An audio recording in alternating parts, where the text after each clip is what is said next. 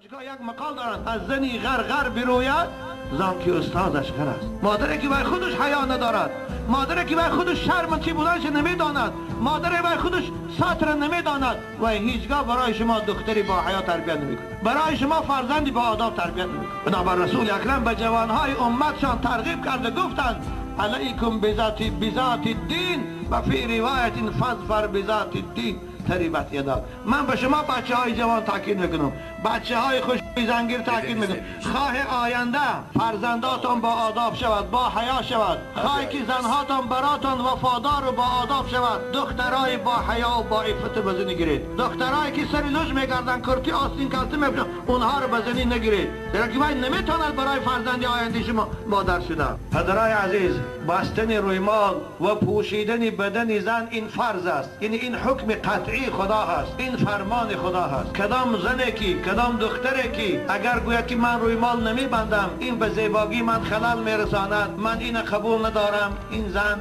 این دختر کافر است و این نمیشود نکاح کرد و این نمیشود فقط مراد جنازه کرد. در که همه ملاها میدانند کسی یک فرض خدا را قبول نکند رد کند و کافر است. آخه این رویمال امر خدا هست. قرآن پروردگار به ما و شما خطاب میکند اعوذ بالله من الشیطان الرجیم ولیضربن بخمرهن علی جیوبهن. این امر خدا پدرای عزیز قرآن گریخانه امروز قرآن با خودی کلیدی ترجمه شده است.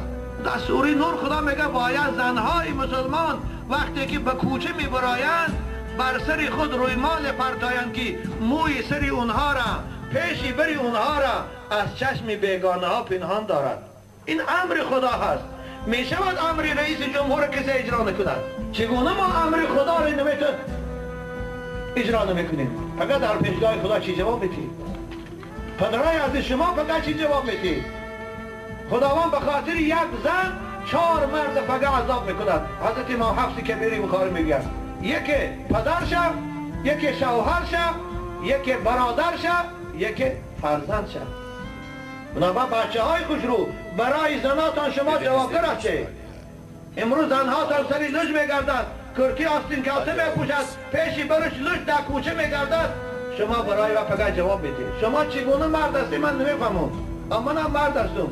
اگر اگر حالتی چیز همسر میبینم دنیا گشته میگیرد من شما چطور مرد هستی من نمیفهمم که پیشی بریز زناتان تا بالای سینه لوج در کوچه آدما تماشا میکنن رشتان نمیگوید.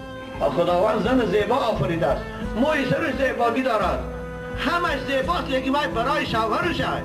خواهرای ما خواه سری لوج میکنن، خواه کرتی آستین کلته میپوشن، خواه پیشی برشان لوج در خانه برای شوهرش همش درست است. اما وقتی که کوچه میبرد باید در سرش رویمال پرتو، کوچه میبرد باید در بدنش یک پلاش پوشد.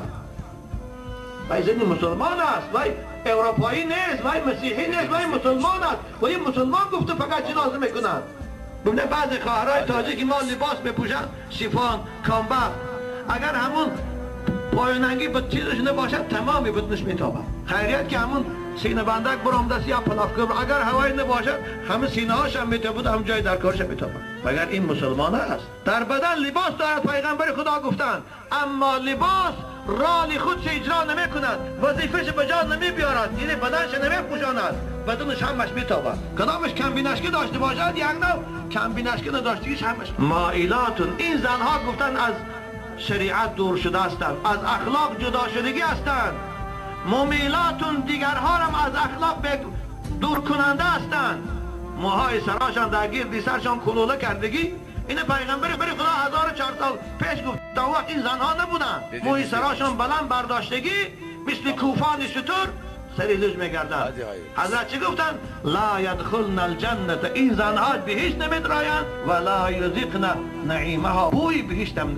در روایت دیگر حضرت گفتن العنوهن فانهن ملعونات، این تو زنهای بی حیا و بی حجاب لعنت کنه، زیرا که اونها لعنت کرده شده است. آخه پدرای عزیز، شوهرای عزیز، آخه شما در لعنت خدا گرفتار وقتی که دختراتون این تو میگردن. نگوید زبان هم تو است، زبان هیچی نیست است. زبان ما و شما تغییر بدیم، مدنیت ما و شما میبراریم. انسان است مدنیت ساز، انسان است تغییر دهنده زمان. وقتی که من تو دخترامون با رویمال کوچکی برآوردیم، دیگه هم دخترش با رویمال برای میشود چیه همه رویمال بود. مگر دختری تاجیک با رویمال نمیتواند مادر خواهری شفقت شود؟ مگر دختری تاجیک با رویمال نمیتواند در بازار شینه سودا کند؟ مگر دختری تاجیک با رویمال نمیتواند در دکان شینه سودا کند؟ مگر برای همین هم شرط است که آستینش تا آرینج برزند و سریلش کند؟ اولش عیبای شما پدراست که پروا ندارید. لباس شما میخرید، 100 سامون و 200 دلار ده لباس میبیارید، دست دخترچتان میدید، او چگونه لباس میدوزد نمیپرسه که بچه میچو این تو دختی. تو مسلمانی، تو رو من مسلمان تربیت کردیستم، این لباسی تو لباسی کافر است، چون این تو پوشیدیش دادی؟ یک بار نگید. حالا قرآن و پروردگار به زنهای مسلمان و به مردها و به پدرها خطاب میکند که یا ایها النبی قل لازواجک و بناتک و نساء المؤمنین یدنین علیهن من جلابیبهن. این امر خدا هست، این امر رئیس جمهور نیست. امر فرمان جمهور برات خوابتان نمیبرد برای اجرا کردنش خانه به خانه میدوید. شما برای فرمان خدا اجرا کردن حرکت نمیکنید. رئیس جمهور کار میگیرتان خلاص، اما خدای رئیس جمهور فلجت میکند، فقط در قبر عذابت میکند، فقط در حبس خانه دوزخش ابدی میسوزاند. این فقط کار میگیرد. اگر 50 ساعت گیرد رنگ غفار ساعت 20 ساعت سوتون میکنه، تمام دیگه این کار زاهد نمیکند. لیکن انشالله اینم نمیکند این کار، اینم مسلمان است. اما چون ما و شما فرمان خدا رو به جا نمیبریم؟ خیال میکنه که دنیا هم تو میگذرد میره؟ خیال میکنه که هیچ مسئولیت نیست؟ نه عزیزان من، این خطا هست. فقط شما در کرسی جنایت یک همه ما میشینیم.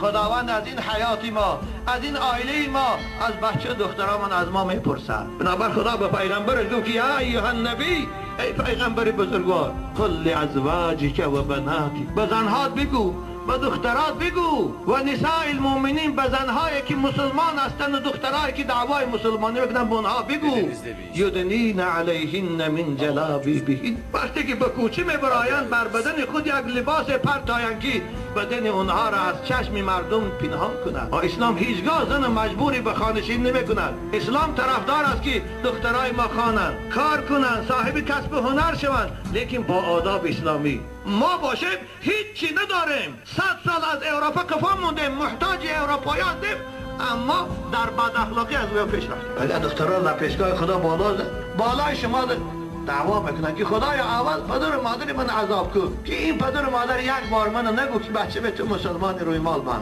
یک بار نگو بچه به تو مسلمانی کرتی آستیندار پوش نگو. بنابراین فتوای من است و فتوای انشاءالله هر عالم با تقواست. هر دختر که سری لوج میگردد کرتی آستین کلته میپوشد و این نکاحش درست نیست. پدر و مادرای عزیز و یار زکس کنه مانند اما رسا باره آنی شوهرش بره تیتان و یار نکاح نکنه.